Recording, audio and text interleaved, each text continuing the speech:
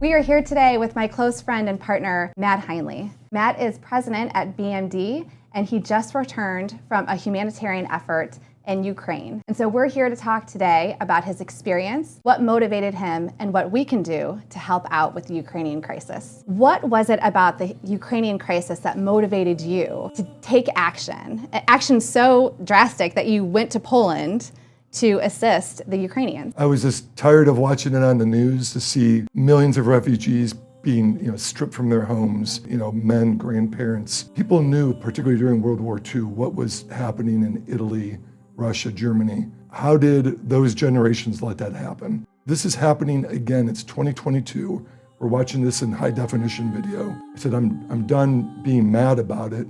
I want to do something about it. So was the media's reflection of what was occurring accurately portrayed? In terms of what was happening on the humanitarian refugee side, I think it was very accurate. Inside Ukraine where I was and at the Polish border, what you're seeing on the news is very accurate in terms of tens of thousands of people pouring over the border every day. What really clicked after about my first 12 hours of being at the border was not seeing men. It just took me a while for my brain to register that it's only women, children, and elderly, because they're all staying back in Ukraine to fight for the country. I remember when you texted and said, I'm going to Poland to help out. How did your family react? When I left, to be honest with you, I didn't know exactly what I was going to be seeing and how close to conflict I would be. My parents were not happy. They were really worried about my safety. The rest of my family, my daughters, they really weren't terribly surprised because I'm pretty vocal about what I'm perceiving as a lack of action by a lot of the Western governments. So I made promises that I wouldn't do anything that put myself in harm's way. You have a very robust legal practice.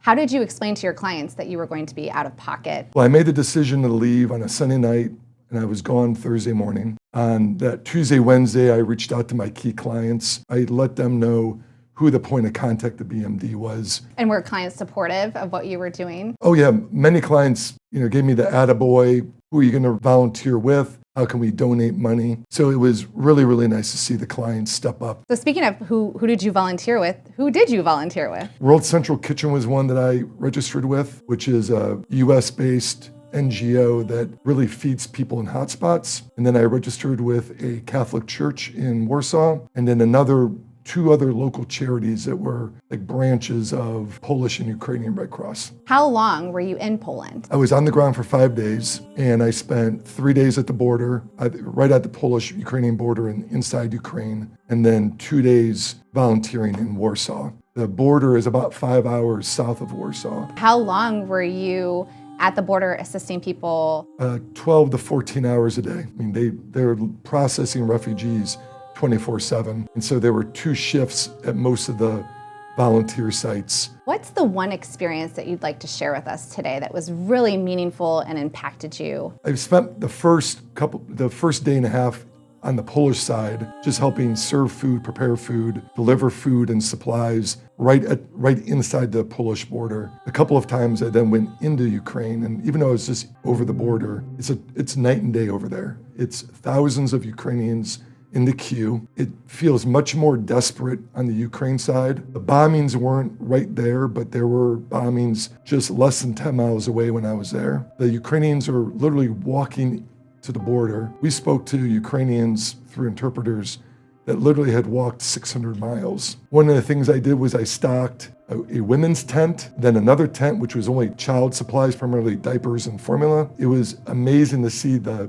hundreds of women and children as we were stocking the tents, lining up. A lot of their cell phones did not work. Their Ukrainian credit cards a lot of times didn't work. And most of them, because they hiked such a long distance, just had a bag with them. They were out of clothing for the most part, out of food, out of other supplies, really had no money. More than 85% of them had no idea where they were going next. And so to see that desperation in their eyes, both with the kids and with the women, was just really, really tough to see. Was there any individual or any family that really touched your heart or that you really got close with during your trip? They were moving so quickly that the interactions would be maybe for 2 to 3 minutes. Whenever there were little kids, I would, get down on my knees and give them food. Most of the kids just had this look of absolute fear because they just didn't know what was going on. The sadness and that desperation was just really moving.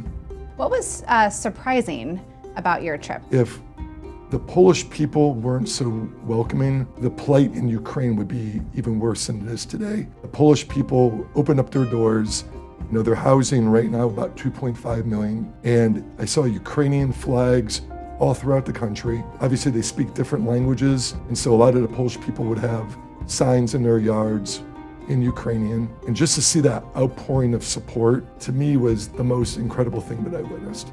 If we wanted to help out in a meaningful way, how would you encourage us to do that? A couple of organizations that I spent time with or I vetted, definitely World Central Kitchen. They're serving meals to over 30,000 or more refugees a day. Ukrainian Church of the United States, they are taking money and supplies and getting it right to the people in Ukraine. And then also the International Red Cross are very much front and center. Now that you are back, how are you continuing your efforts to help? I've donated more money and supplies just once I've been back to those organizations. I definitely want to go back if I can make it happen in the next month. I continue to be sad and really humbled by what's going on over there. When you realize that there are these people going through this, it gives me a sharper reflection on being humble and being so appreciative of what we have here in the United States, but recognizing that we can do things for those people over there. We at BMD are just so grateful to have great leaders like Matt Heinle at our firm that are willing to get up and make a difference and hop on a plane to Poland to help the Ukrainian refugees. So BMD is very pleased to announce that our employees are committed to